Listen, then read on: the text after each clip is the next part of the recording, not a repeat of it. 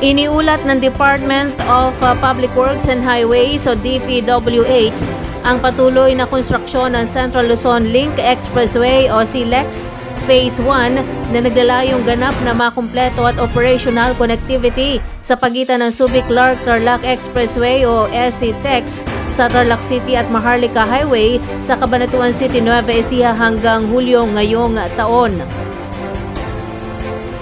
Ayon sa ulat kay DPWH Secretary Manuel M. Bunuan, sinabi ni Senior Undersecretary Emil K. Sadain na ang Contract Package 4, isang 10.30 kilometrong segment na kilala bilang Cabanatuan Section ay nasa 98% na ngayong kompleto.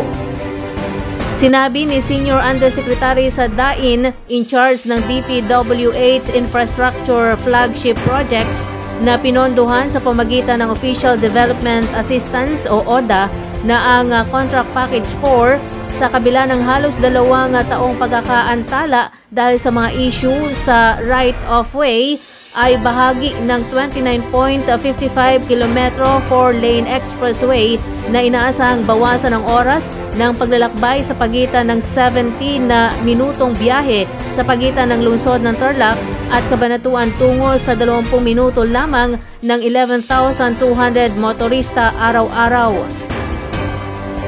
Ang mga pangunahing bahagi ng Contract Package 4 sa ilalim ng kontrata sa Qingdao Municipal Construction Group Company Limited ay kinabibilangan ng isang interchange, 3 tulay, 8 reinforced concrete box culvert o RCBCs, 7 farm passages, maraming underpass at asphaltong pavement works. Samantala, ang Contract Package 5 o ang Zaragoza Interchange ay itinayo ng Pacific Concrete Products Incorporated at China Construction First Group Corporation Limited Consortium at kasalukuyang 73.46% na ang kompleto.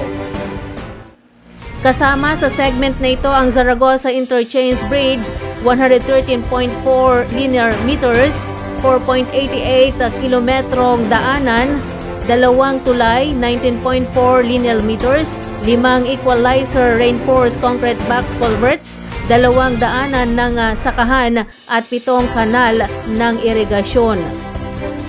Inaasahan ang pagkumpleto ng Contract Package 5 sa loob ng 3rd quarter ng 2025 habang ang karamihan sa CLEX ay pinondohan sa pamagitan ng loan agreement sa Japan International Cooperation Agency o JICA. Ang package na ito ay ganap na pinondohan ng gobyerno ng Pilipinas. Kapag nakumpleto na ang CLEX Phase 1 ay inaasahang magbibigay ng mabilis, ligtas at maasahang ruta sa buong Region 3 na makabuluhang nagpapalakas ng logistik, nakakabawas sa pagsisikip ng trapiko at nag-uugnay sa mga sentro ng lungsod sa mga pangunahing agricultural zone.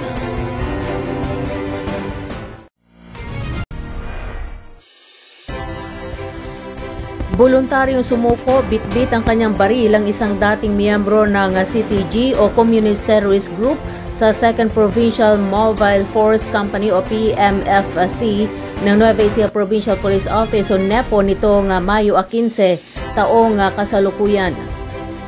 Kinilala ang sumukong lalaki sa alias na Kajak, may sapat na gulang at residente ng Karangla, Nueva Ecija na dati umanong miyembro ng CTG-CPP-NPA sa ilalim ng Josefino Corpus Command na nag-ooperate sa lalawigan. Bitbit sa pagsuko ni Kajak ang isang unit homemade caliber 5.56 pistol na walang serial number at 3 live ammunition para sa nasabing baril na nasa pag-iingat na ng 2nd PMFC NEPO Headquarters na matatagpuan sa Barangay San Juan, San Jose City. Ang matagumpay na pagsuko ay combined effort ng 2nd PMFC, San Jose City Police, Llanera Police, Rizal Police at iba't ibang unit ng kapulisan sa probinsya.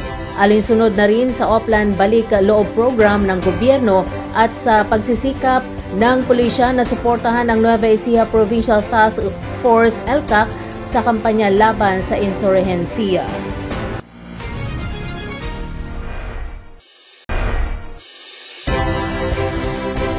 Magsisimpasa ng isang binatilyo kasama ang ina nito ng aksidenteng masagasaan ng isang 10-wheeler truck sa barangay Kapintalan sa bayan ng Caranglan, Nueva Ecija, kamakalawa ng umaga. Kinilala ang biktima na si Patrick Castillo, isang grade 10 student na residente ng Kapintalan. Lumalabas sa imbestigasyon ng pulisya at ayon na rin sa salaysay ng pahinante ng truck na galing daw sila ng Tugigaraw sa Cagayan at may kargang mais. Pagsapit sa pababang bahagi ng Kapintalan ay nawalan umano ng preno ang kanilang truck kaya pinatalon umano ng driver ang pahinante para kalsuhan ang kanilang truck. Subalit dahil umano sa pababa ang kalsada ay hindi natinag ang truck dahil patuloy pa rin ang pagragasa ng truck pababa. Nagkataon na naglalakad sa shoulder lane ang mag-ina patungong simbahan ng tumbukin ng truck. Dahil dito naipit sa concrete barrier ng kalsada na agad ikinasawi ni Castillo habang agad na isinugod sa pinakamalapit na pagamutan ang ina nito. Nasa kustudiya na ngayon ng pulisya ng Caranglan ang driver ng nasabing truck para papanagutin sa krimen.